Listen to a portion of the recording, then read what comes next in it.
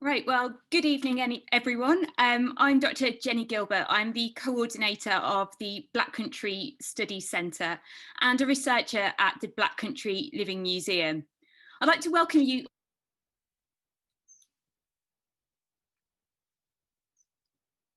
Is a partnership between the University of Wolverhampton and the Black Country Living Museum. So tonight we'll be taking a strange, spectacular and supernatural look at life in the Black Country and working class culture. We are joined by University of Wolverhampton academics, Dr. Nicola Allen, Professor Keith Gildart and Dr. Rob Francis, and by Black Country Living Museum researchers, myself and Nadia Awal. Just a little bit of virtual housekeeping before we go any further. Please remain muted throughout the session and post any questions that you may have using the Q&A function. We'll hopefully have a little bit of time for those at the end of the session. And if you wish to get involved on Twitter, please use the hashtag BlackCountryGothic. Due to popular demand, the event is being recorded, so we will be sharing this on the Black Country Studies Centre blog and via social media over the next few days as well. So I'd now like to hand you over to Dr. Nicola Allen, a lecturer in English at the University of Wolverhampton. Now, I spoke to Nicola about this event a few months ago as she leads, along with her colleague Jerry Carlin, a Gothic reading group, Gothic fiction reading group at the university. And we kind of formed this idea together over a couple of months. And Nicola is going to be setting the scene for this evening. And as you can see, she's gathered by her rather kind of Gothic and cozy fireside there.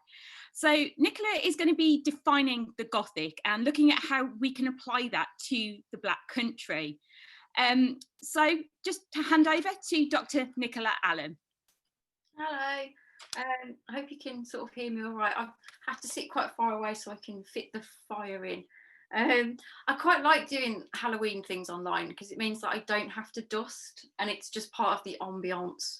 So I've lit the fire and I've done my pumpkins. But yeah, it's quite a nice little, hopefully quite a nice little evening. So yeah, I mean, obviously it is just a beautiful time of year, isn't it? Autumn. Halloween comes just at the perfect spot really for a nice autumn walk. And I went out today with my dog. You might hear some like spooky scratching, which is actually not the ghost of some sort of poor wretch. It's actually the cockapoo scratching at the door.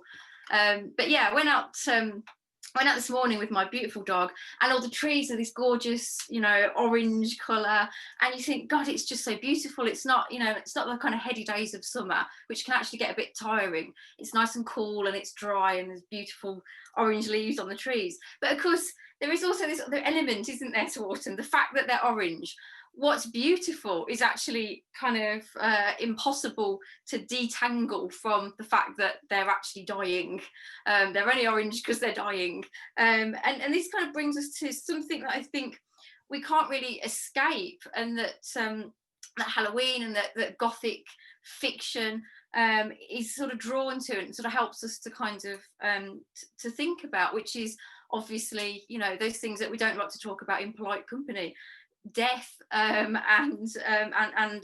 our own demise, and so yeah, kind of embedded in this sort of beauty is that fact really. And I think one of the things that Gothic stories help us to do, and have always helped us to do, is they help us to deal with the things that are difficult to talk about. And there is definitely something in the air when it comes to this time of year. We turn to those stories that maybe are about sort of, the less nice side of life. And just the other day when I was on my beautiful walk, I stopped by this little kind of farmer's bit that we've got.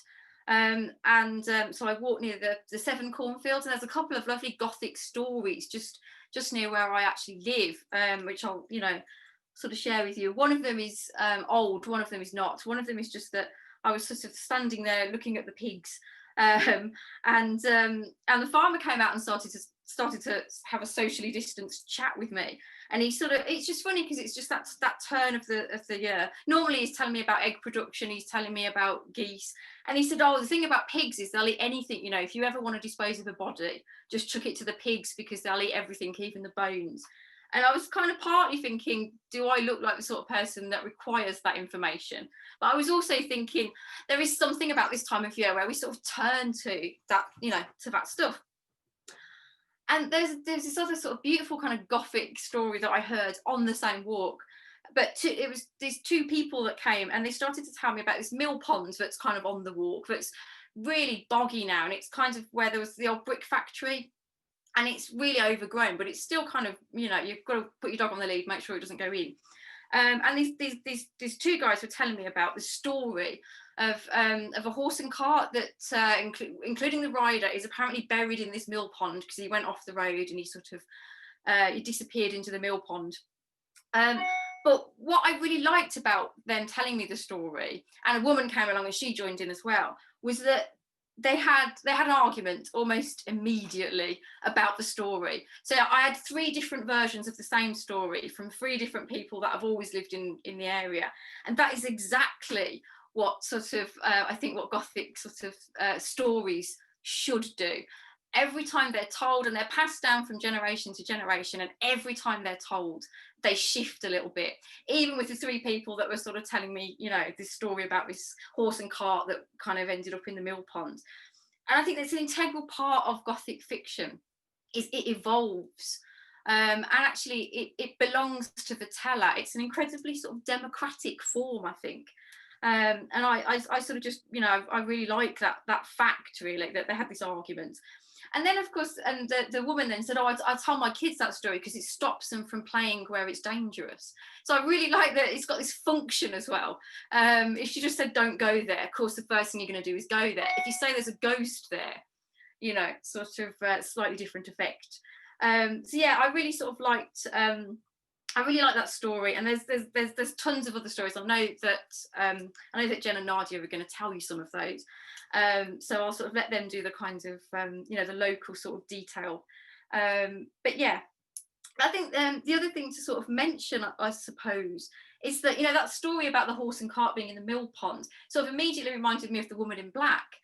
Which is not a local story, but there are these sort of, you know, these tropes that crop up in the Gothic.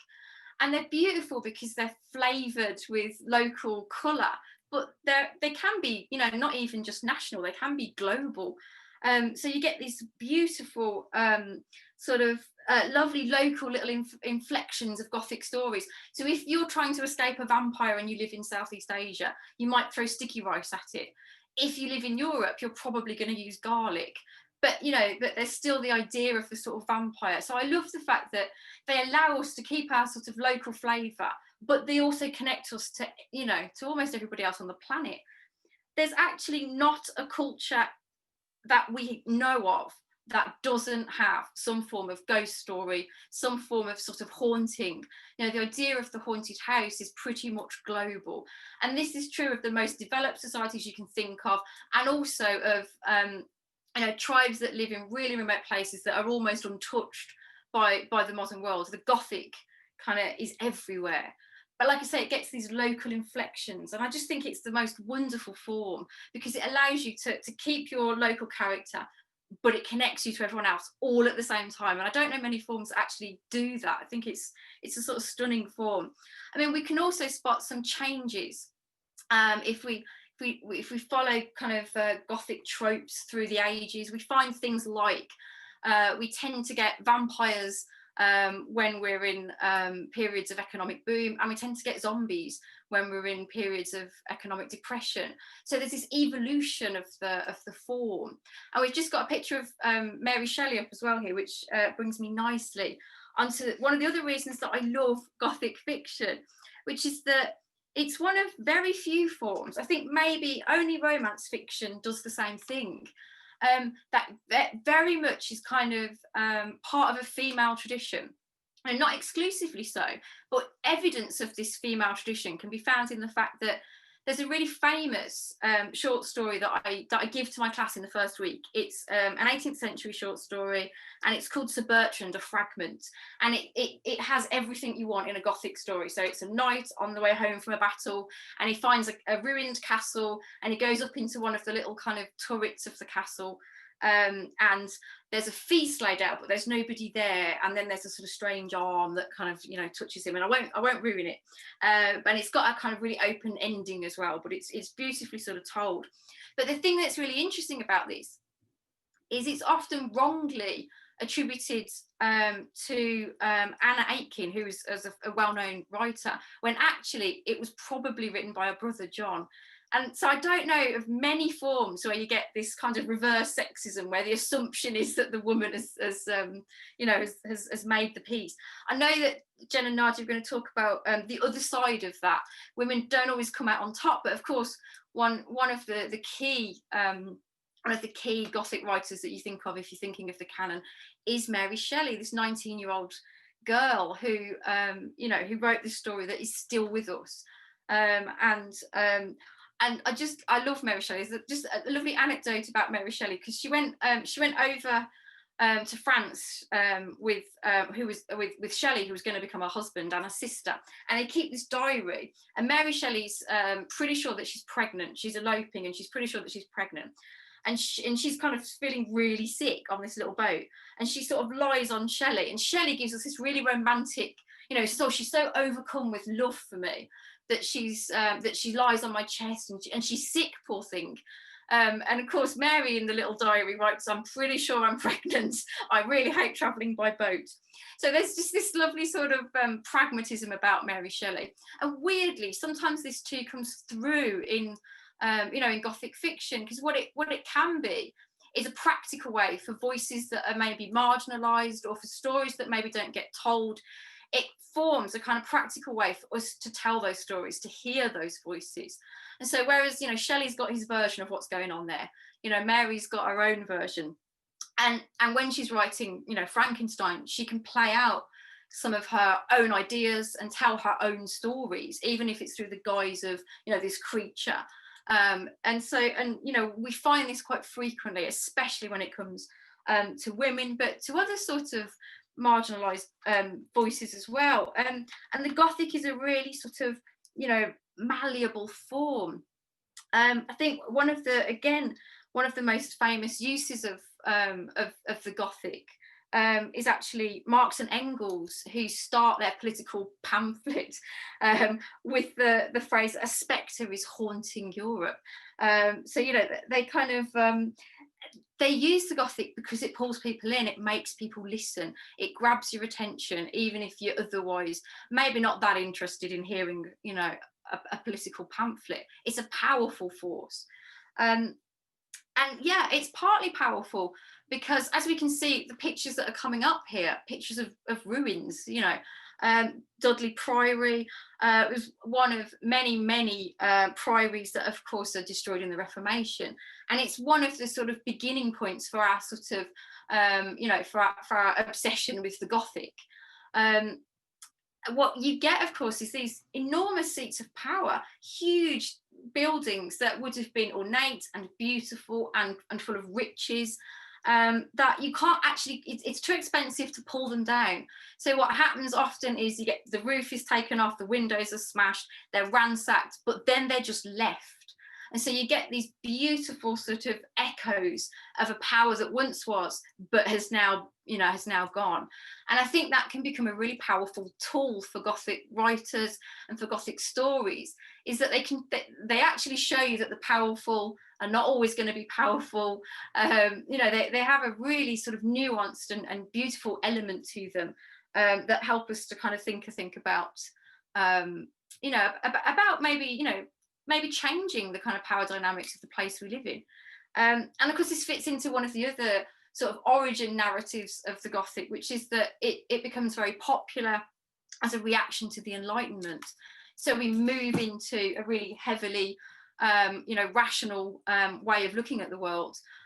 Women who maybe you would have gone to the woman at the end of the road and asked for a herbal potion when you're not very well, they get overtaken, they get unseated by doctors who are almost always men. And just as that's happening, what you get is a rise in the popularity of Gothic stories, like Mary Shelley's Frankenstein, and Suburchander Fragment. You get this kind of rise in Gothic stories. So just as we get more rational as a kind of, as a culture, we start to reach back towards something mystical, something magical. And it often is a break, I think, from the modern world. During lockdown, people you can go for a walk in the graveyard. It's peaceful, it's quiet, it's a place where you can contemplate, it's an escape. And yeah, there is that element of something slightly spooky there, but there is also the element of rest and contemplation. So I think the Gothic's kind of, it's been with us for a long time. I don't think it's going anywhere. There's a new haunted house film coming out that sort of tells the story of Sudanese refugees through the trope of this haunted house. BBC One's Ghosts, sort of tells us about a couple that can't afford to buy their own house and end up having to move into one that they've inherited. But there's a load of ghosts there. Gothic stories speak so much about the economics of where we live, the gender politics of where we live, the class politics of where we live. All of that is kind of, beautifully embedded in the Gothic form. And I think as well, one of the other things that I know my students like about the Gothic is it's not just scary. So when you see that pale face in the window as you've left the house and you left it empty, you're frightened, but you're also intrigued. When you hear that sort of noise that you don't quite know what it is, or somebody starts telling you that story about the woman in white in the tunnel, you're terrified, but you don't stay away. There is something that draws you in, and I think that's really important. And that's maybe why the Gothic's slightly different from sort of just straightforward horror. It's not about jump scares. It's about something that intrigues you, something that draws you in, something that it's really difficult to turn away from, even if you've got that tingling down your spine. Even if you are frightened, you're sort of drawn in as well. And so I think it's just a beautiful, beautiful form.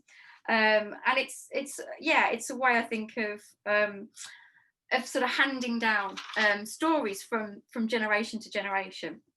I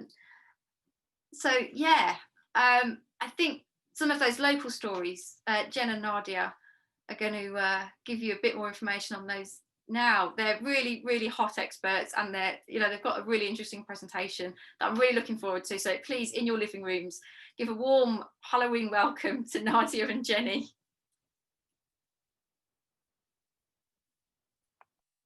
Thank you so much for that, Nicola. So yeah, Nadia and I, we're both researchers at the Black Country Living Museum.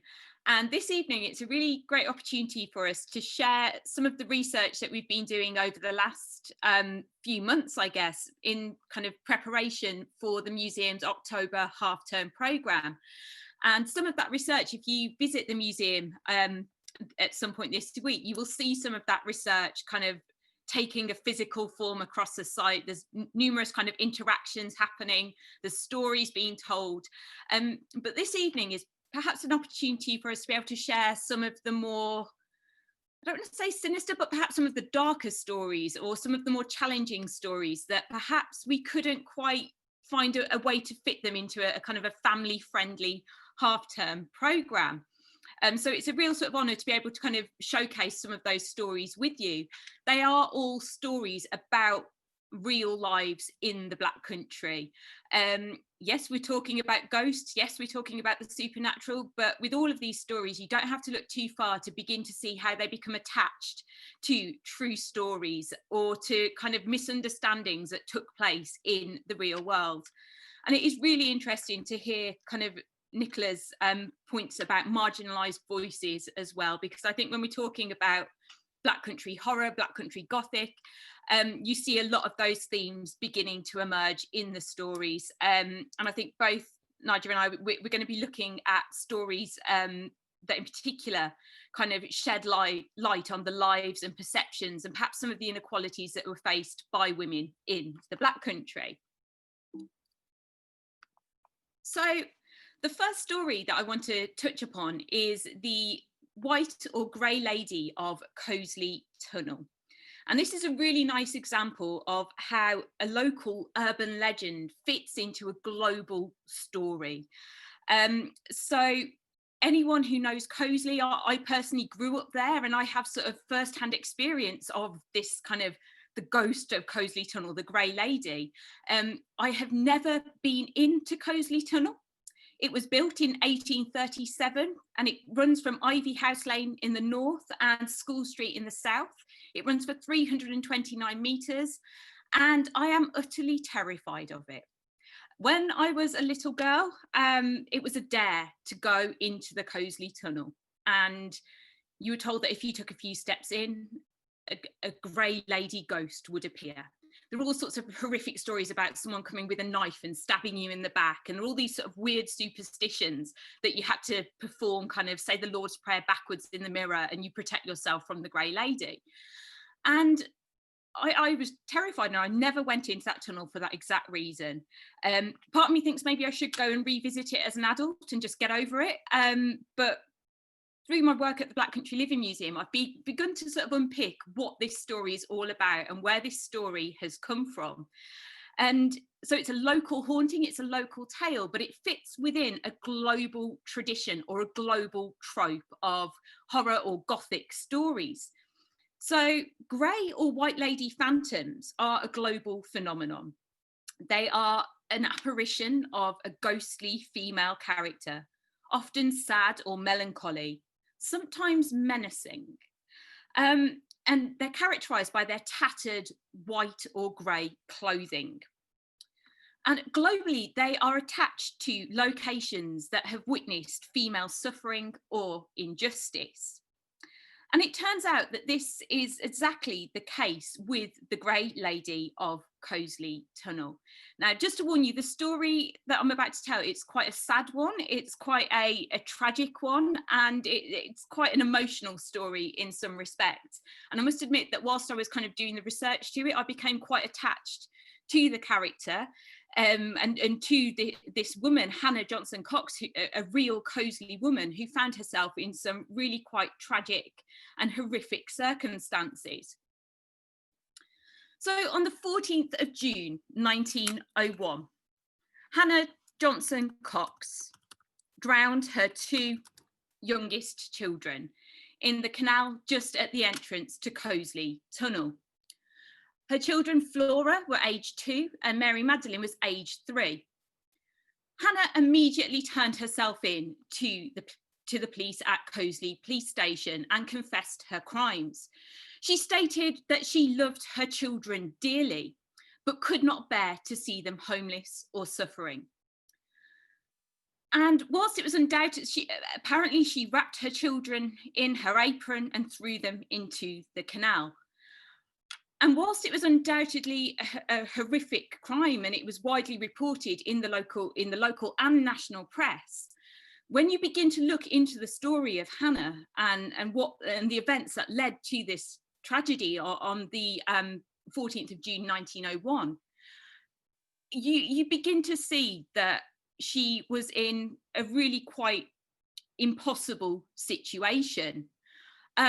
She had just been abandoned by her husband, Philip Cox, who she'd been married to for 8 years. He was a renowned sort of, a known local gambler, a bit of a rogue in many, many ways. And he'd left her along with 5 small children, and she'd been left unable to pay rent. She was reliant upon the charity of neighbours for food. Her husband was refusing to pay maintenance, and Hannah had been turned away from the workhouse. So things had got so bad that she'd found, no one took going into the workhouse lightly. It wasn't something just people casually did. Hannah had presented herself there, and she'd probably undergone quite a grueling and intrusive interview at the hands of the relieving officer. This was a person who decided what relief could be granted to people in these circumstances. And she'd been rejected, she'd been turned away. So she was homeless, she had no money for food, she had no real options towards her, and she had 5 small children. I think it's the idea, Nicola touched upon this idea of kind of almost like a cold pragmatism perhaps in the Gothic. And I think when, you know, it's a horrific crime, but when you look at the situation that Hannah was in, you begin to see that sort of the reasoning that was going through her mind at the time when she committed this awful crime. And women who were separated from their husbands in the 1900s would have found themselves in a very, very weak legal position. They were expected to remain caring for their family and could not file for divorce unless they could prove their husband had committed adultery and another crime. And even then, if a poor woman found herself in a position to afford the legal fees, she would have had few options after the workhouse had kind of turned her away. You know, it just simply wasn't. She would not have been taken care of or looked after by the state or by authorities in this situation. And if anyone's interested in kind of Jack the Ripper, I highly recommend Hallie Rubenhold's book, The Five.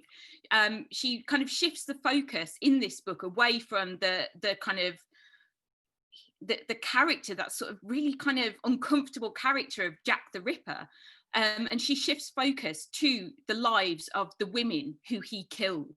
She doesn't frame them as victims, she frames them as real women in impossible situations.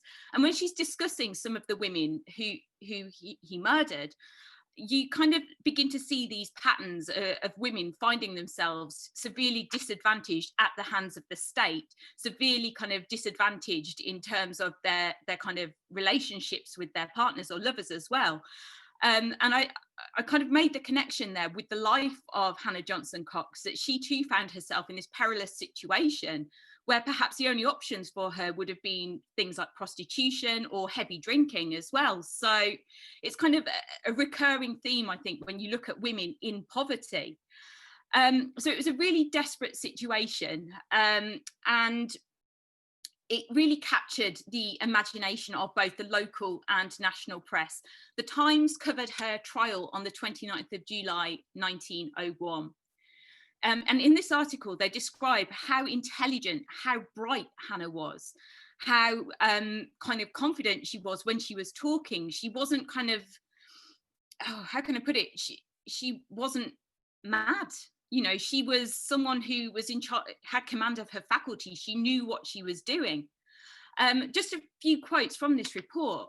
Her circumstances were of the humblest, and she had much to distress her. According to her own account, her husband neglected her. After he had left, they had nowhere to go and were dependent for food upon the charity of neighbours. There was evidence that she had difficulty, or believed that there was some difficulty, in obtaining relief from the relieving officer. So the press at this point are quite sympathetic towards Hannah. It's not universal, not every article that covered the case was as sympathetic, but in general, there was a lot of sympathy towards Hannah at this point. And Hannah actually was able to, she pleaded madness, she pleaded insanity. And one of the key witnesses at the trial was Dr. J.B. Spence from Burntwood Asylum in Lichfield. And during the trial, sorry, I've just fast forwarded, sorry, Nadia. Oh. During the trial, Dr. J.B. Spence stated, "It was not at all improbable that her mind became temporarily unhinged and that she suddenly resolved to destroy her children without grasping the nature and the quality of the act." And it was due to Dr. J.B. Spence's testimony and this idea that it was a moment of temporary madness that Hannah was committed to an asylum. She escaped execution due to this due to this witness who kind of said it was a momentary lapse of judgment. It was a moment of madness that drove her to do it. But then also when you read this, there is that idea that actually she was in this impossible situation. Yes, it was mad. Yes, it was an awful crime, but it makes kind of a very sort of a tragic sort of sense in some ways when faced with the options that she had. And a few weeks ago, Nadia emailed me another press clipping. This was from the Worcester Chronicle on June the 22nd. And this was really interesting to read, because it was an account of how Philip Cox, Hannah's husband, was treated during the trial and after. It describes Philip as a healthy fellow, in striking contrast to the white, pained face of his wife, which is a very Gothic description in itself. Philip was known locally as the king of the gamblers. Outside the court, he was set upon and mobbed by a number of angry people. Hotly chased through several streets, and a number of blows were aimed at him. And I think this is basically, don't mess with the folks of Cosley. They will retaliate. But also, I think it's perhaps a shift away. It shows this growing sense of awareness of the injustices that were faced by women, and also perhaps people not accepting that, people beginning to see through some of these events. And yeah, I've got to admit, I read it and I was like, good, I'm glad that they sort of, that Philip got his comeuppance in some respects with this. So yeah, I mean, it's a very sad, it's a very tragic story, and I think it's something that with the museum, it's something that we perhaps like to look at again, and look at ways in which we can tell this story, and how we can pick out the nuance in that, and how we can communicate it to kind of a family audience without utterly traumatizing and horrifying our audience.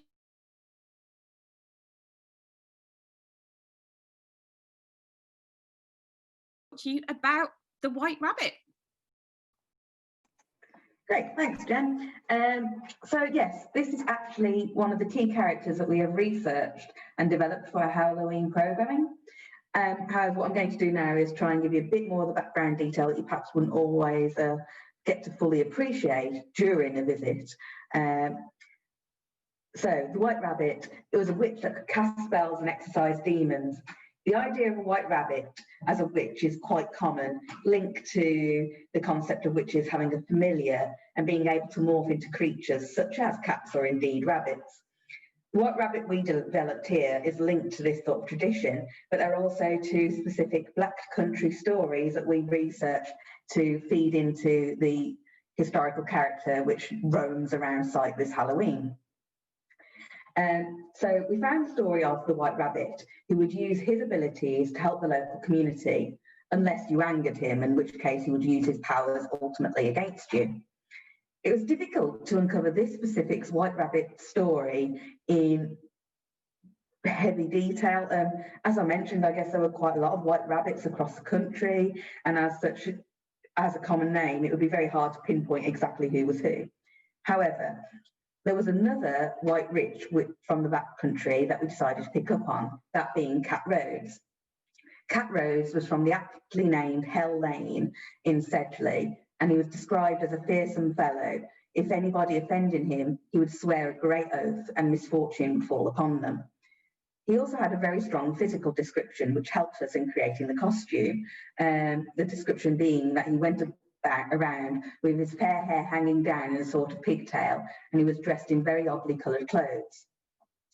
What I want to focus upon, though, is the key thing that, quite frankly, I got very excited about when I read it, and I knew that we would really be able to do justice to when performing it at the museum. So it's a Black country tale of the White Rabbit and a coal mine. So this coal mine was near Bilston, and it was being haunted by an evil spirit which troubled the miners. The White Rabbit was summoned, and he was begged to save them from the evil creature. The White Rabbit started his job. He started making various signs and showered them in magical incantations. He then said that the bravest miners should return at midnight, ready to vanquish the spirit. He instructed that when the spirit appeared, their appointed leader should carry a key in his left hand and a Bible in his right. Additionally, some accounts say that the White Rabbit told them to repeat Matthew, Mark, Luke and John, God bless the errant, we're come on, and also to recite the Lord's Prayer backwards, which does seem, once again, to be another common theme as a way of vanquishing these spirits. The miners were ready and prepared, and they followed the instructions.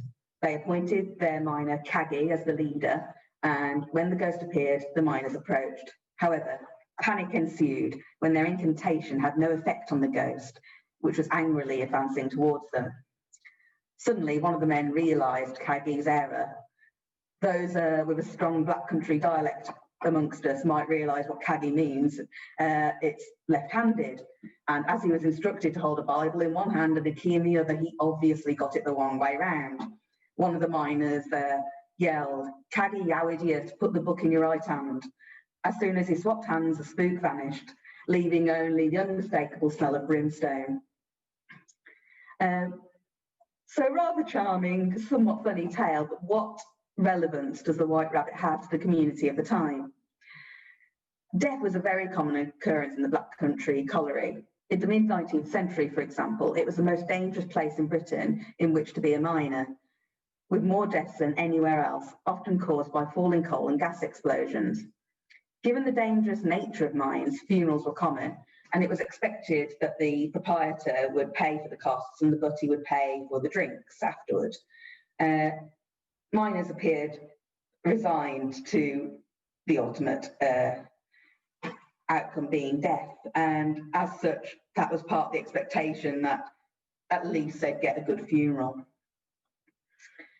Besides this association of presence of evil in the mines, there is a belief that the spirit of anyone killed in the pit hovers around it until after the funeral. So to this idea is doubtless a custom of suspending work in the pit when a fatal accident occurred. All the men would be engaged in part of the workings and come up out of the mine, and they wouldn't descend the shaft again until after the funeral.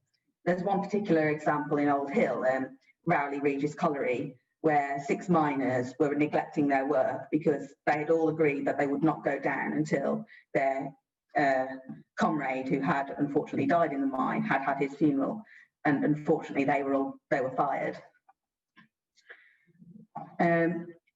If we go on to the next slide, Jen. Cheers.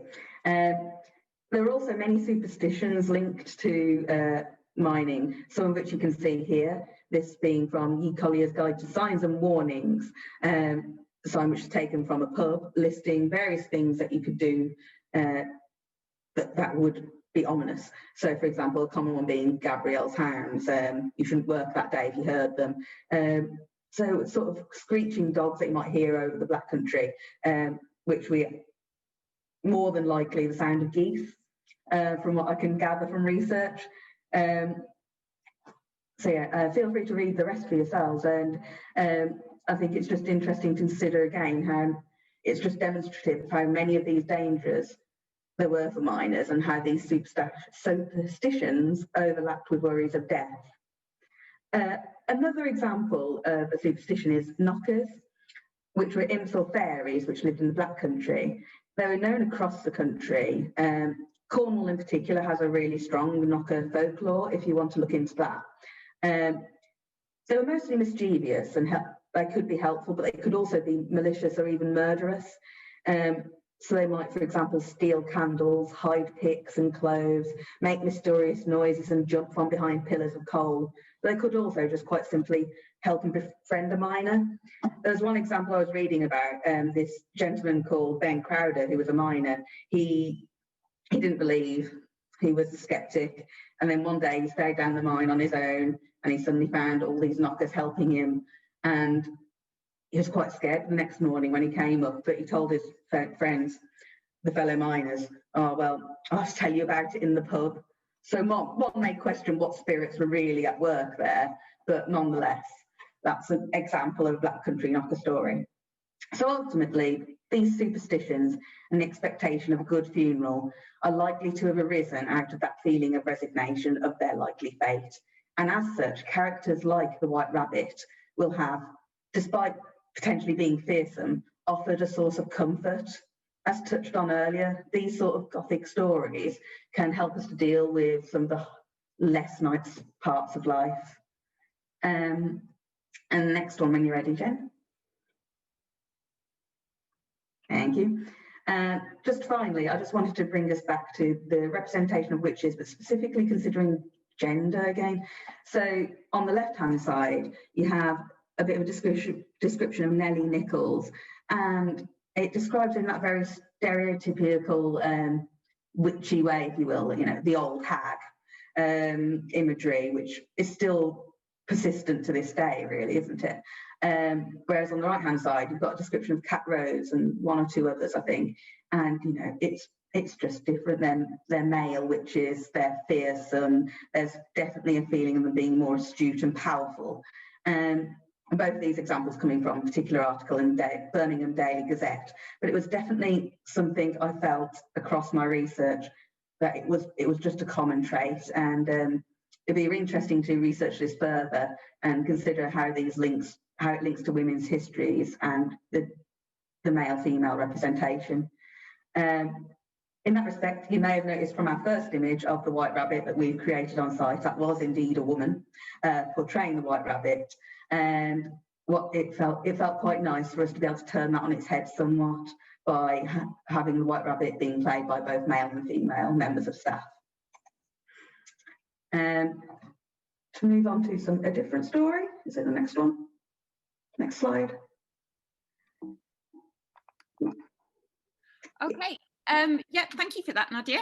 I just want to kind of touch upon a couple of kind of, I guess, more sort of popular culture representations of the Gothic and horror in the Black Country as we sort of head towards Keith's presentation. Just a couple of quick stories. This is an image of, well, quite a well-known painting in Wolverhampton Art Gallery's collection.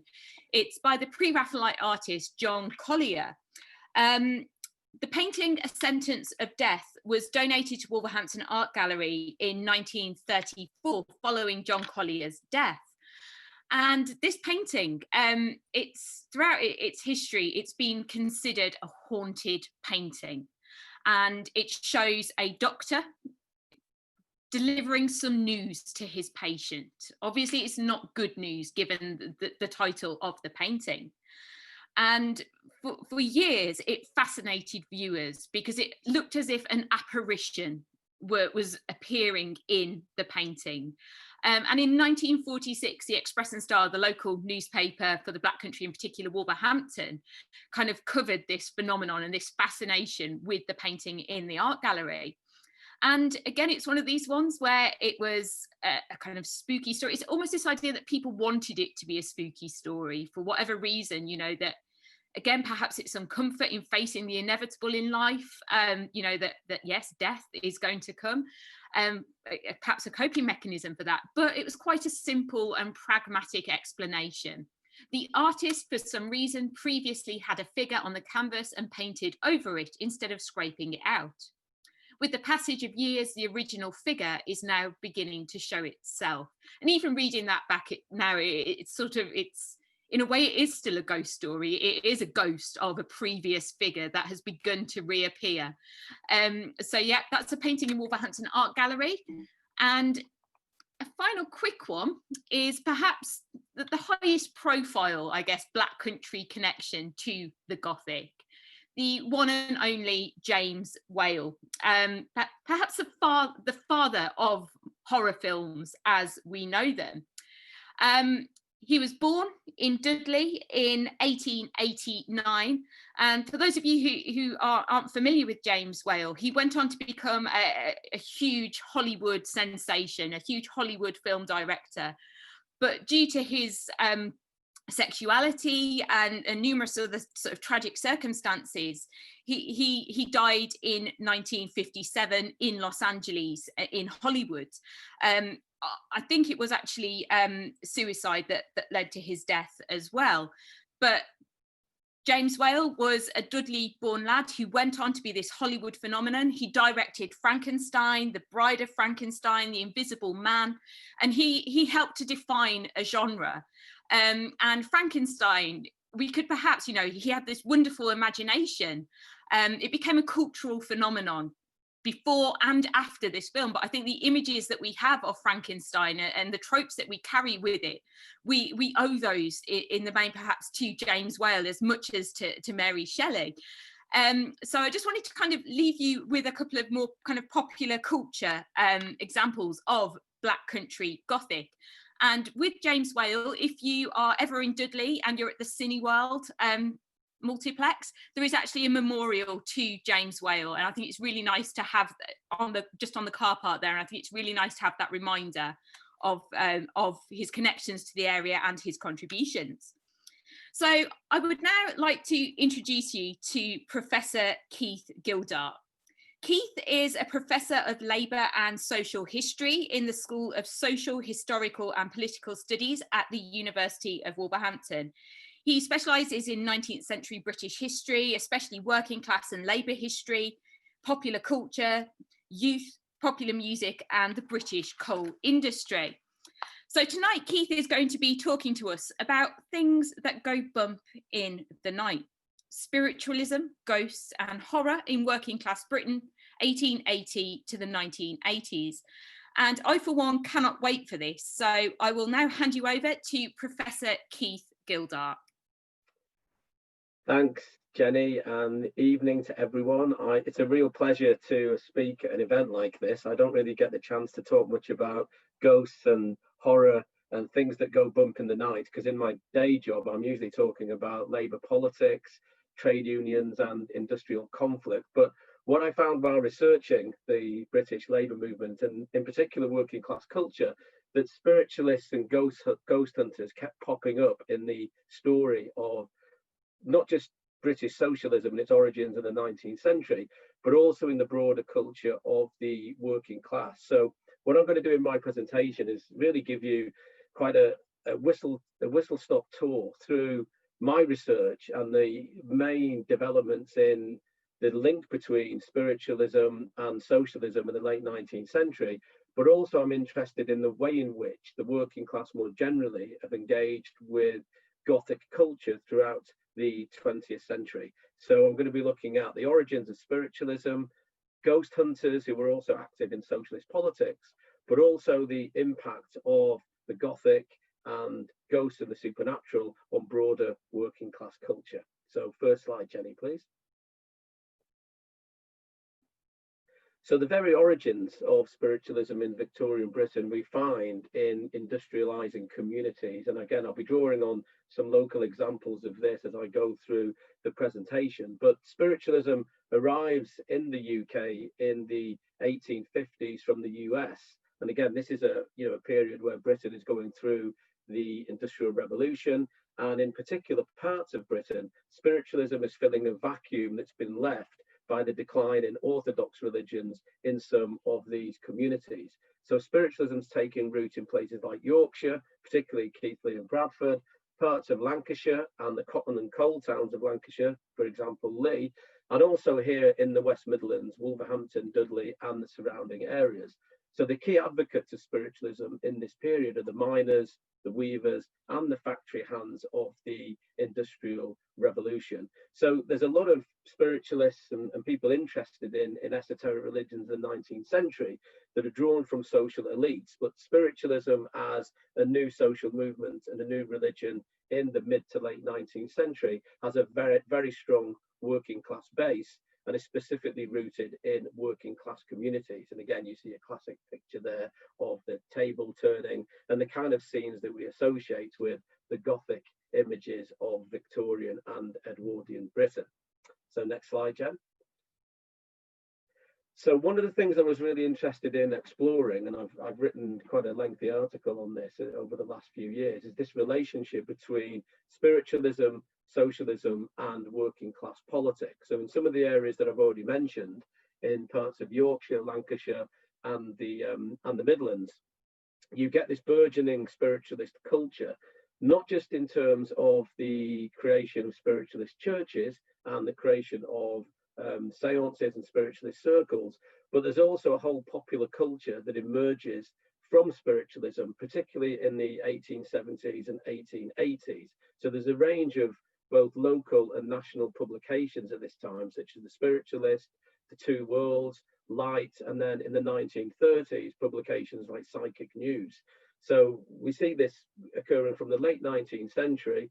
It declines for a little bit in certain decades leading up to the First World War, and then as a resurgence in the interwar period.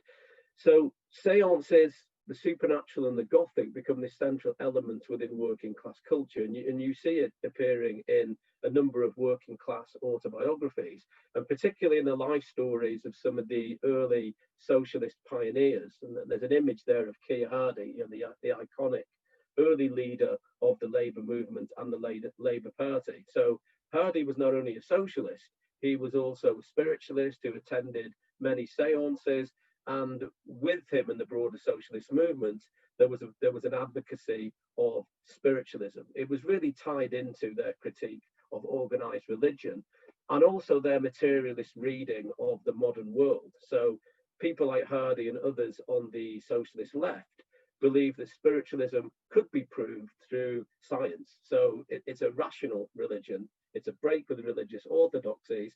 Plus, it was connected to other forms of progressive politics. So a lot of the early spiritualists were against the death penalty. They were advocates for peace. They were involved in the temperance movement and aligned themselves with a whole range of socialist causes. So Kier Hardy is one of the figures in this. Next slide, Jen. And this is all taking place, again, where we're getting these, and I think Nicola touched on this in her presentation, in these moments where you've got either huge international dramatic events or the transformation of particular localities through industrialization. So there's two periods that stand out here where we see the growing popularity of spiritualism and interest in the supernatural, and that's the First World War 1914 to 18, and then the Second World War 1939 to 45.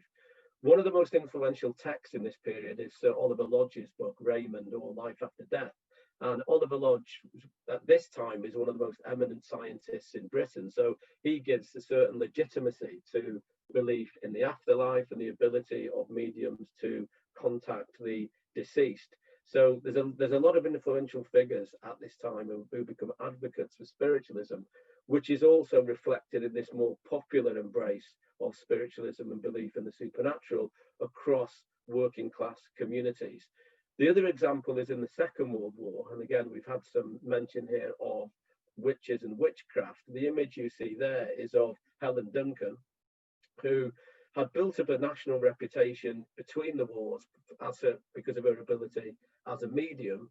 And during the war, she's actually prosecuted under the Witchcraft Act, and she's the last person to be prosecuted under that act. And this is a photograph, a so-called spirit photograph, which was produced in evidence when Duncan was being prosecuted in the 1940s. It's not a very large picture there, but this is meant to be the appearance of the spirit in the photograph. So World War I and World War II were crucial periods where you see this resurgence of belief in the supernatural and an embrace of spiritualism and the popularity of seances. But the period that I was really interested in when I was doing my own research on this was the interwar period, because it's in the interwar period where you see a number of socialists, and in particular a small group of Labour MPs, that become advocates for ghost hunting, the belief in the supernatural, and also the ability of mediums to contact the dead in the afterlife. And I'll take you through some examples of this in a moment, and we've got one really interesting local example. So next slide, Jen.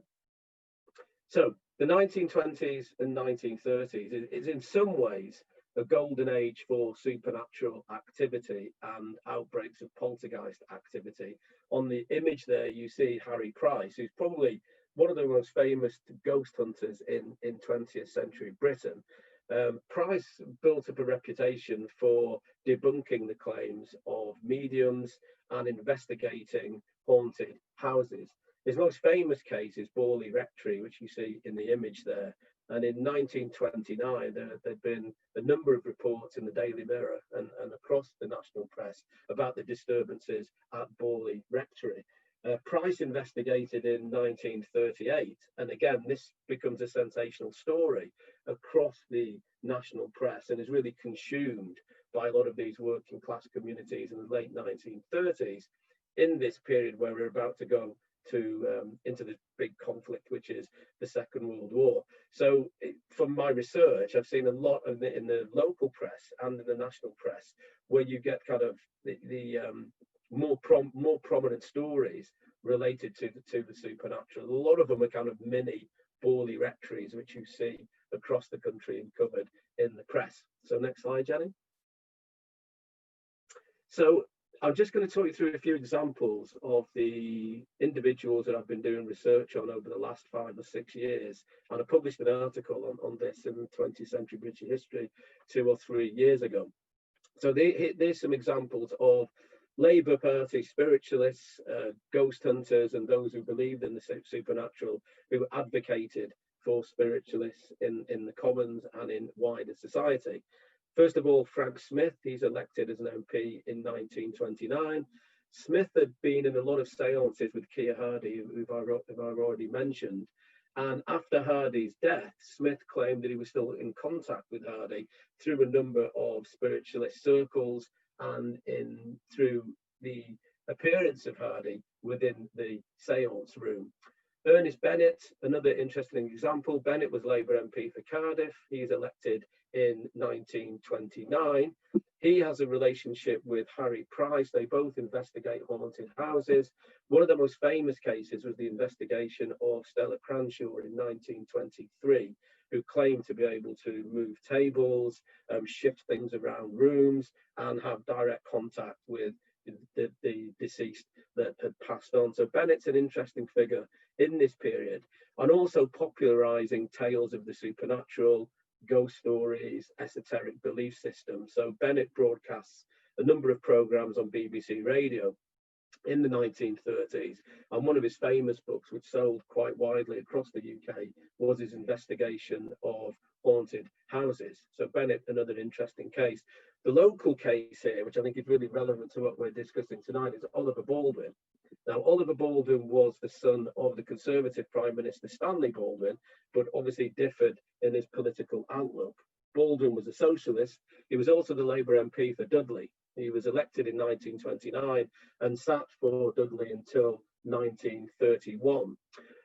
Baldwin had been raised in Worcestershire. He'd had a long interest in local folklore and tales around the old ways of the country. So he built up this reputation as someone who was very interested in the occult and interested in spiritualism. So all through the 1920s and into the 30s, Baldwin is taking regular visits to famous mediums. He's involved in a number of seances, and Baldwin actually believes that spiritualism would become, by the 1940s and 1950s, a world religion, because unlike other religions, spiritualism was based on scientific facts. So he was a convinced spiritualist. So Baldwin, an important character, and also having this local role as MP for Dudley in 1929. Another example is Ernest Marklew. Marklew's elected in 1935, and when Marklew dies, within days of his death, he appears at a seance conducted by Helen Duncan, who we've just been introduced to, who was prosecuted during the war under the Witchcraft Act. So Marklew apparently appears out of Duncan's spirit cabinet and proclaims, "It's Marklew." A few months after that, Marklew appears at another seance in Doncaster, when his voice is heard through a trumpet that is apparently free floating in the seance room. And in the same year again, Marklew appears at a seance and presents a flower to his wife. So Marklew, an interesting character, both in this world, in terms of his political interventions in the Labour movement, but also in the other world, when he's coming back and giving messages to his wife, mediums, and other socialists. Thomas Brooks, another interesting spiritualist socialist. Brooks grew up in the Yorkshire coalfields, was a trade union activist, and again had been steeped in the folklore, some of which we've been introduced to, around mining disasters, ghosts and spirits. And Brooks was influential in seeking the repeal of the Witchcraft Act in 1951. So there's a whole range of interesting Labour characters here that were really steeped in the culture of spiritualism and the supernatural. And the final one, I think, is the most interesting of all. You'll see him pictured there is George Rogers, who was elected Labour MP for Kensington in 1945. Rogers had long been involved in the Marylebone Spiritualist Association. He's elected to Parliament, and then he demonstrates his skills as a medium in the tea rooms of Westminster. He also claims that he's constantly in contact with some of the leading political figures of the 19th and 20th century, such as Disraeli, Palmerston, and particularly Ernest Bennett and Winston Churchill after their deaths. So he sought political advice through some of these great figures within British political history, and again was an advocate for spiritualism and the supernatural. And Rogers, I think, also is an interesting link between that spiritualism and belief in the supernatural of the late 19th century and the interwar period, and then the resurgence of interest in the occult and the supernatural in the 1950s and the 1960s. So next slide, Jen. The other thing about this as well, which I think is quite interesting, when all this is going on, when I'm looking at the lives of these spiritualist Labour MPs, is that it forms part of this wider collective memory, with, again, some of this has already been mentioned in the presentations, of ghosts, apparitions, and memories of the supernatural. So there is this collective working class memory of ghosts and hauntings that we can trace across the UK, and as we've seen here, across the Black Country. Some of this, I think, comes through much later in terms of its impact on working class communities, in terms of the works of Charles Dickens and M.R. James, particularly when a lot of their work is televised in the 1960s and in the 1970s.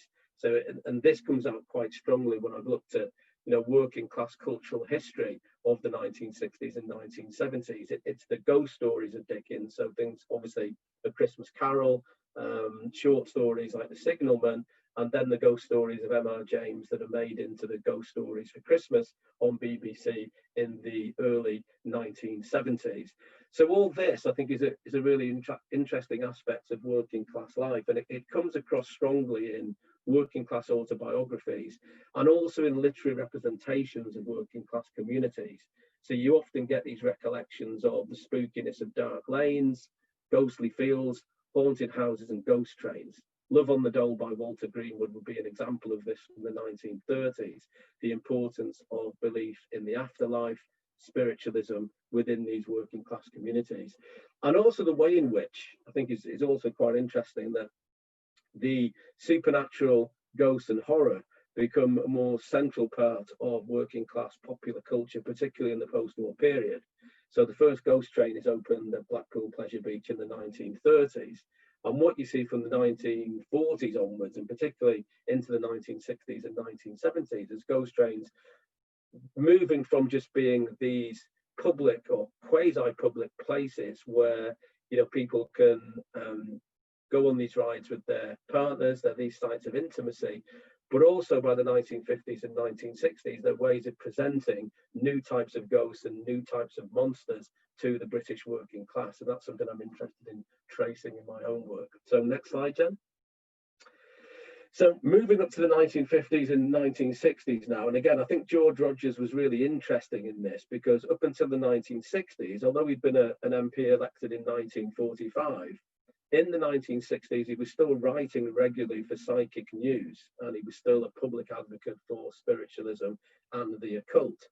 And this is where he kind of bridges this link between the interwar period and through to the post-war period, and in particular, this connection between the supernatural, ghost, horror, and working class culture. And Hammer films, I think, are a really good example of this. So the entry point for a lot of working class youth in the 1960s and 1970s into Victoriana and the Edwardian period is through Hammer films, and in particular Dracula from the 1950s, and cinematic representations like Frankenstein, who Jenny's already mentioned. The classic one, I think, of this, which is a really interesting intervention by Hammer into the renewed interest of the occult and the esoteric in the 1960s, is Dracula AD 1972. So this is the Count transported from the Victorian era into the swinging 60s. And it's a depiction of Dracula that is also wrapped up in the imagery which was very popular at the time around black masses and the novels of Dennis Wheatley, which I'll also come to in a moment. Okay, next slide, Jen. one of the other interesting turns that this takes, and I think this is really interesting in terms of the popularity of the occult and the supernatural in the 1960s, is its impact on popular music and rock and roll. You know, it's often been said that the devil has all the best tunes, and that the whole kind of foundation myths of rock and roll music are linked to the supernatural and the occult. You know, we see it in blues music, we see it in rock and roll, those tropes appear, and then of course in the heavy metal of the 1980s and 1990s. And I've just picked out a few examples here. I mean, Joe Meek, who was a really influential record producer in the 1950s and 1960s, was fascinated with the occult. He dabbled with the Ouija boards, and you know, it's claimed that a lot of his interventions into these kind of new sonic developments in terms of the production of popular music and rock and roll was coming direct to him, or so he claimed, in his conversations with deceased performers like Buddy Holly. So Meek is a fascinating character.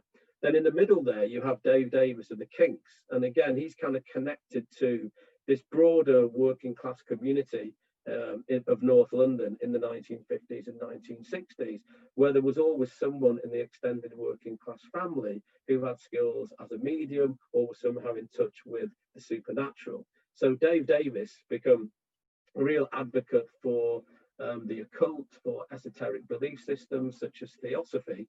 And then bizarrely in 1982, and this is a fascinating chapter in his autobiography, Kink, I think it's chapter 15, the whole chapter is given over to his experiences when he's on tour with the Kinks in 1982, when he's at an airport in Norfolk, Virginia, where he's taken over by alien intelligences. It's a fascinating part of the book. It really goes completely left field. And then, of course, we have Black Sabbath there, the Birmingham band Black Sabbath. And again, the discourse of the occult and the supernatural is something that's very apparent in the 1960s. And a lot of this is popularized through the novels of Dennis Wheatley, which were, you know, devoured by working class youths in the 1950s and 1960s and 70s, even though many of them have been written in the pre-war period. The one that stands out for me, which is, you know, simultaneously brilliant and balmy, is The Satanist, which is published in 1960. And this again is where we can connect to what's happening in contemporary Britain in the 1950s.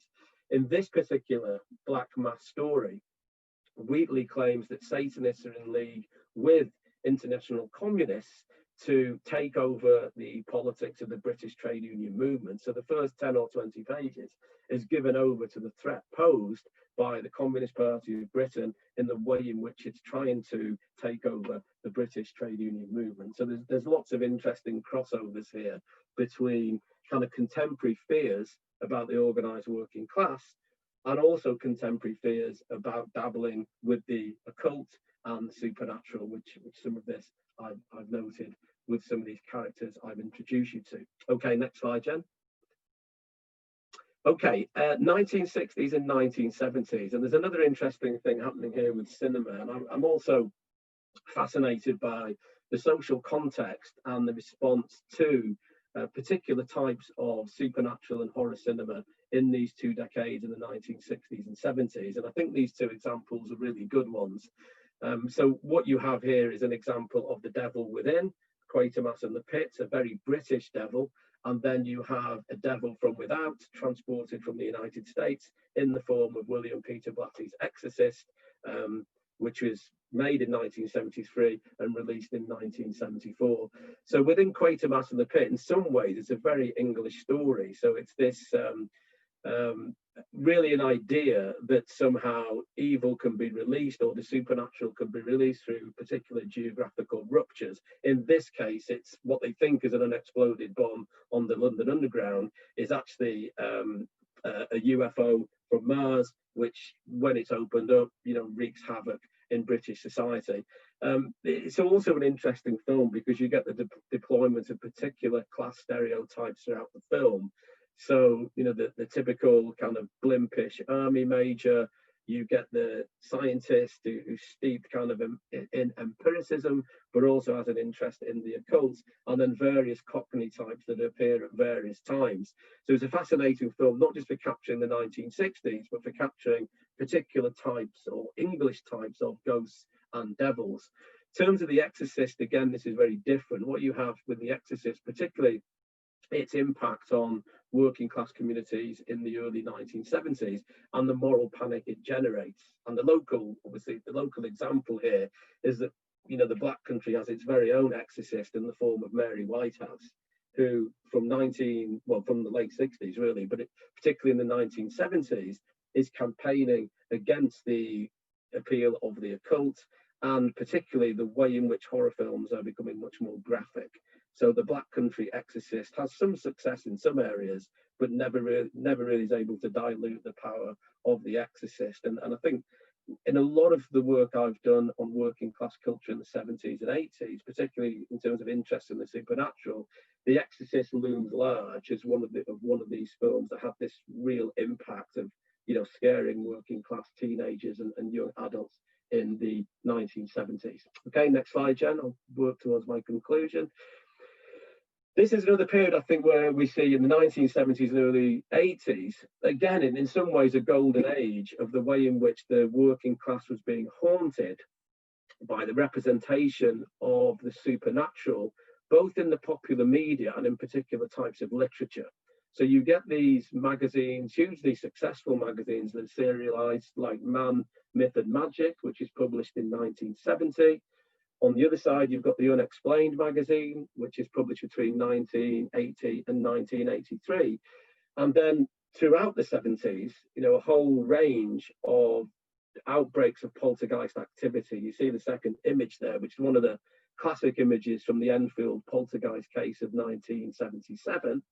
And then, you know, the nearest we have really to an international celebrity medium is Doris Stokes from that's her autobiography, the follow-up to her autobiography. The first volume is published in 1980. So all through this period, from the 60s and into the 1970s, you've got the haunting of the working class through this popular culture, through cinematic representations, but also tapping into this earlier connection to the supernatural and ghosts through industrialized communities and through these working class localities that are built on the Industrial Revolution. Okay, next slide, Jen.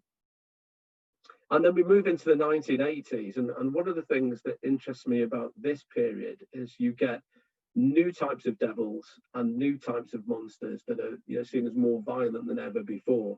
And this is the whole kind of moral panic around the video nasties of the early 1980s.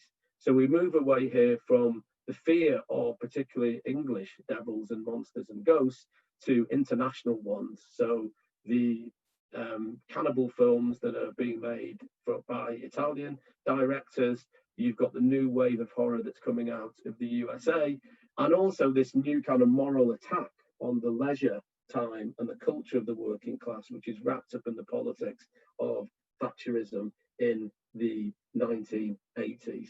And I'll leave it there because I've covered quite a lot in this talk. There's more I could say about that. I just wanted to conclude with some of the general themes that I think have been uncovered by some of the speakers so far. You know, how do we explain all this, you know, this connection between particular communities and the supernatural? How do we explain this attraction of particularly the working class to aspects of this culture? Well, what interests me about this, and I just noted it on the last slide, are the continuities and the changes within working class culture. And it seems like the fascination with the Gothic and the supernatural is one of the continuities from the late 19th century and through to the late 20th century. It's almost a sense that these ghosts never really go away. And we do have these periods that I've noted and that others have also noted, you know, around economic and social shocks to British society. But I think what is more markedly the case, I think, are the continuities across the period. Some of you might have just picked up the recent book by Kate Summerscale, The Haunting of Alma Fielding, which again is based on the investigation of an outbreak of poltergeist activity in Croydon in 1938, and she anchors that book securely in terms of the economic and social context of the late 1930s, the fact that, you know, Britain is on the brink of going to war with Germany, And it's this kind of sense of cultural, economic and social crisis that is somehow linked to the outbreaks of poltergeist activity. So, you know, a lot of historians and writers still tend to attach these episodes of supernatural activities and the appearance of ghosts to these particular moments. But I think there's also something else here, and which is something which some of the historians of 19th century spiritualists have touched on. And you also see this policing of working class leisure and the social control of the working classes. And I think that's particularly true in terms of the treatment of particularly female working class mediums in the late 19th century and through the early 20th century. And again, this has been touched on in some of the earlier contributions, you know, the way in which female mediums in the late 19th century and through to the 1950s were in some ways, when they were in the seance room, could subvert masculine and feminine norms, you know, and they could challenge, you know, acceptable behaviors and the you know, the kind of culture of how men and women should behave within particular forums in the 20th century. So there's a really interesting example there in terms of social control, but also this policing of working class leisure. And you certainly see that in terms of the attempts by moral rearmament in the 1930s and also the campaigns of Mary Whitehouse in the 1960s and 1970s. But what I think is really clear, and again, we've touched on this in terms of the Black Country, and it's true of other working class communities, is that ghosts and the supernatural are very much here to stay.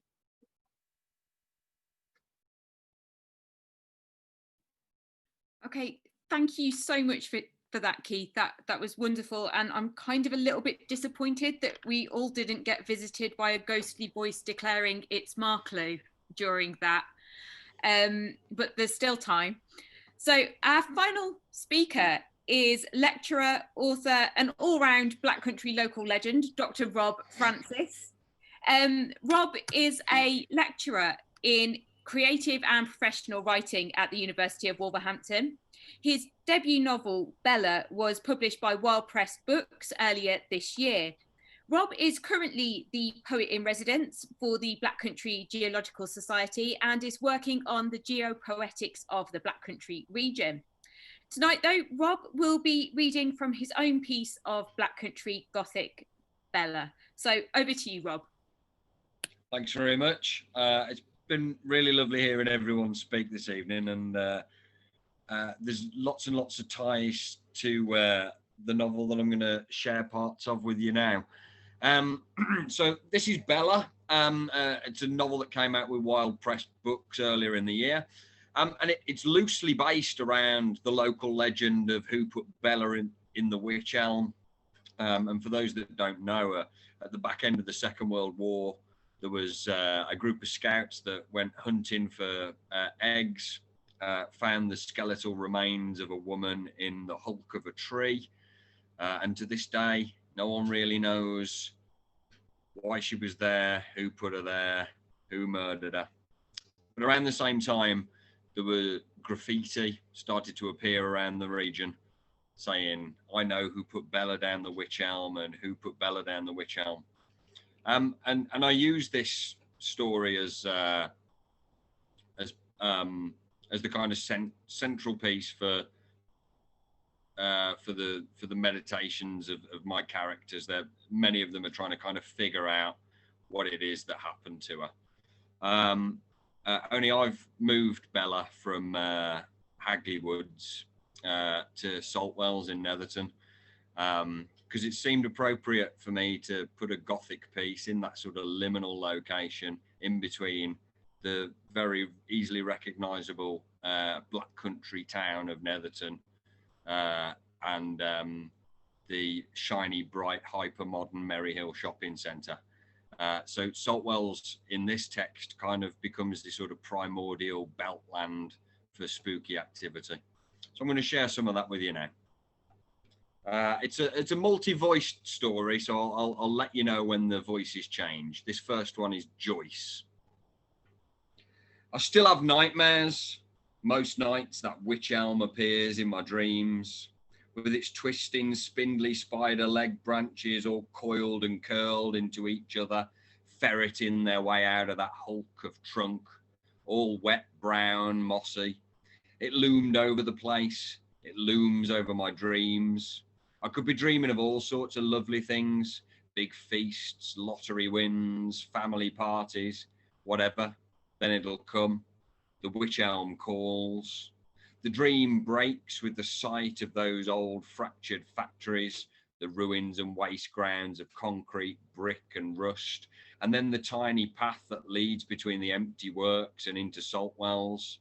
It's a dream when you walk it now, really.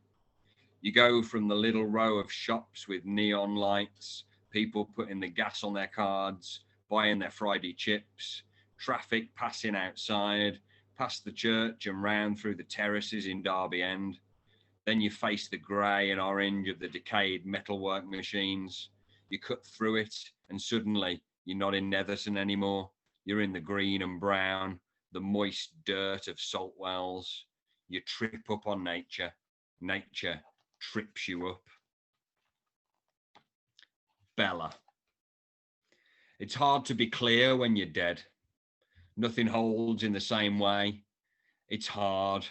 I recall the smell of pig shit and how it slugs at my throat. When I lived, I could get that smell in a mood. When the mood was right, I could smell it and every organ in me would flex and shiver. When there was a bad mood, that rank stench and body quiver. I'll never know where it came from or how it mustered so much feeling. That's what it's like now. My life is held in rushes of smells and the moods that flood with each sniff. Memory is difficult when you're dead. Mom married Dad when I was still inside her. I worked days and she worked nights. So it was me and Nan pulled potatoes in the field. She made the best chips around, potatoes and pig shit, sweat and soil. You would gag on it and like the gag too sometimes. I learned to like Dad's belt too sometimes. Mom normally liked it for me. There was pain out here in the woods, just the spasms of smelling things. Memory is difficult and these spasms are like tears. They soothe and soil. Dad had one leg. They cut it off in the trench. That cut saved the rest of him. He screams sometimes. He can still feel it. That's what you do too. When you wander into salt wells looking for the wych elm, chasing rumours and that empty stomach feeling, you find the bit they cut away. You call me Bella. Memory is difficult, but I see like cut crystal. I see you when you wander in, that brown-skinned boy. He's terrified, skinny limbs shivering, sweat pearled over flesh, deep brown eyes bold and wide. He breathes in gasps through a wide mouth. I don't know if he saw me, but he froze. He froze at the wych elm, just stared straight through me. He was stiff. Then he collapses, slumped at the trunk. I stood and looked over him. I took in every pore of him. Then those older guys came and grabbed him and pulled him away. The oldest was strong. The oldest seemed to know more.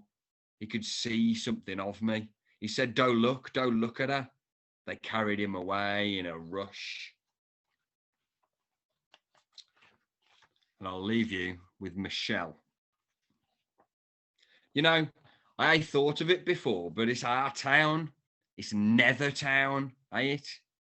It's the underworld, the between world. It's limbo. We're in between. We're a non-town. And that's it. We're a bit of Dudley, but we ain't quite Dudley town. We're a suburb like Cradley or Cateshill, but we've got our own suburbs too. We were home to Ingleys and we built the Titanic anchor. Joe Darby used to jump the bonkosses. That's gone now, but we've got statues.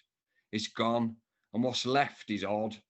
We're always looking forward and looking back. It's Nethertown. Who put Bella down the wych elm? Thanks very much. Right, thank you so much for that, Rob. I think that's sort of kind of leaving us on a perfectly spooky and Black Country kind of tone there. So thank you so much for that. Thank you. Just before we go, we've got time for a few questions as well, but we've been running a little flash fiction competition on Twitter. We've not yet decided the winner, but we'll be getting in touch via Twitter in the next couple of days with our kind of lucky winner. But I'm just going to hand over to Nicola, as we've got a few entries to read out as well, and then we'll go on to the question and answer as well. So over to you, Nick. Right, yeah, so these are, I guess these are our sort of short list, so you can sort of see them there. There's some nice ones. I think, yeah, I like all of them, but we weren't supposed to go in, we knew the ghost stories, whispering them to each other whilst peering through the broken fence. Some said you could hear metal clanging at night. Heatherton Lodge gone but not forgotten. Oh, I like that one. There's a sort of slightly angle. Let me just move my my thing there.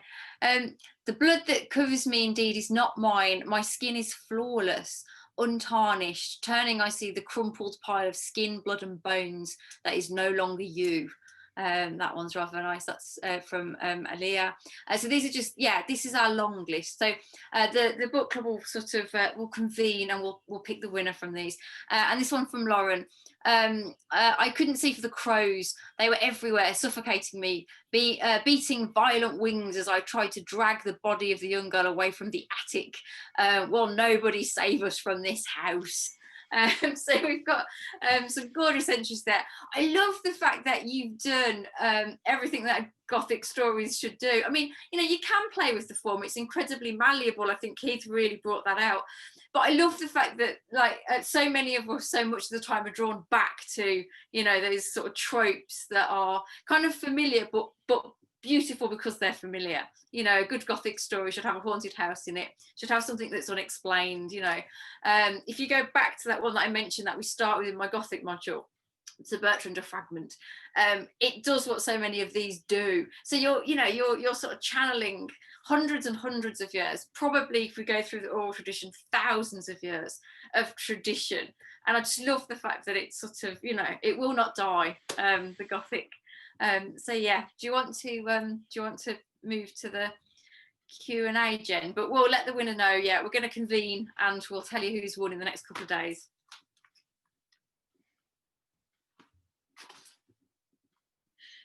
Sorry, we'll get in touch either via Twitter or email once we've had a chance to kind of put our heads together and discuss that. Sorry, we planned to get it done, but it's been quite a busy few days. So I'm just looking through the questions here. We've had kind of a lot of lovely feedback from you all. An anonymous attendee has stated they tried to cycle through Cosley Tunnel a few years ago and turned back after 50 yards. I didn't know of the White Lady, but it was really scary. So there's obviously something about that location. There's something about that place. So a lovely comment here from Kate Pritchard. This is just fantastic stories I sort of know a little from growing up, but didn't really know the background to. I do remember being scared of the canal. Some lovely feedback there. Samuel Smith has asked, and I'll hand over to our speakers here, perhaps one for Nadia and Keith. But Samuel Smith has asked, where can I learn more about the folklore ghost stories of coal miners? So Nadia, Keith, anything to say there? One source I kept going back to is by a man called John Raven, The Folklore of Staffordshire, I think was the title. That was full of useful anecdotes there and tidbits. There's also one by Hackwood, F. Hackwood, I think. I don't know if you can remember that title now, Jenny. It's on the back of my head. I will Google it.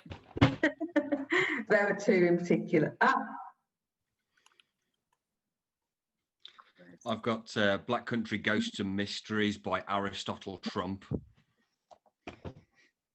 Yeah, it's F.W. Hackwood's work. History, he kind of covers that. So yeah, that's another source to look towards. Frederick William Hackwood. Anything kind of more contemporary, perhaps, Keith? Yeah, I'm not sure about that because I haven't come across where you've got all these kind of mining, particularly mining ghost stories in one collection. someone contacted me about a year ago now, who was compiling a collection of ghost stories based on mining. A lot of the ones that I came across were either ones that had been written into coal mining industry magazines or had appeared in unpublished autobiographies of miners. Okay, thank you. Keith, I've got a question for you. Were there any conservative spiritualists? It's a good question, because I was specifically looking at today, but there was a liberal, I'm not sure if he was a spiritualist, but a faith healer, and this is in the interwar period. But I didn't come across any conservative MPs who were making speeches in the Commons in support of spiritualists. And, well, you did get conservative MPs who were speaking in support of the repeal of the Witchcraft Act, but that was from the standpoint of the freedom of religion, not on the basis of belief in the supernatural. So not that I've come across, no. Okay, thank you. Nick, were you about to say something? Someone asked for the title of the Jack the Ripper book that you mentioned. Yeah, it's The Five. I think Keith has helpfully mentioned that there in the Q&A. It's Hallie Rubenholz. She's well worth a follow on Twitter as well, because she's very good at shutting down misogynistic ripperologists as well. So yeah, well worth following for that. And the book is really good. So. Yeah, and just on that, can I just add, if I can send you a copy of my article on the spiritualist, socialist, and ghost hunters, if anybody wants it, I can send it through, and then you can distribute it to whoever wants a copy. That would be absolutely wonderful, Keith. Yeah, and I can do what we can to circulate that around to people as well. So yeah, that would be wonderful. Thank you. Right, just checking the questions, but I think really what I will do as well is make sure that we can save the Q&A as well, so that we can kind of look back on that, and you can also all see some of the lovely feedback and comments that we've had as well this evening. So I'd just like to thank all of our wonderful panelists for their input this evening, and also to Laura Wickens in the University of Wolverhampton's events team, who's been working behind the scenes to help ensure that this event runs smoothly this evening as well. So thank you all for coming along, and for, in particular, to our panelists for their fascinating insights into their kind of research and their own work, and to all of you as well at home. If you celebrate it, happy Halloween or Blessed Swan, or if not, please stay safe and have a wonderful rest of the evening. Thank you all again, and good night.